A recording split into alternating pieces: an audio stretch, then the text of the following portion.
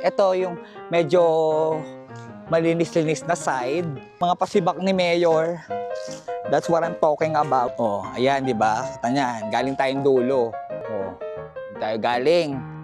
So, pupunta tayo sa front. Let's proceed. Let's continue to our adventure. Wala naman tayo ibang gagawin dito kundi maglakad ng maglakad. Tingnan mo kung gaano tayo kalayo maglalakad. Tayo na. Pag sa Manila to, dalawang hakbang, tatlong hakbang, nasa court ka na. O, diba? Mga ilang hakbang lang, nandun ka na kala Tita Paul.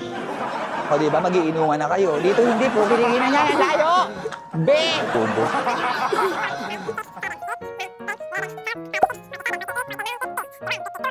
$63! Bitch!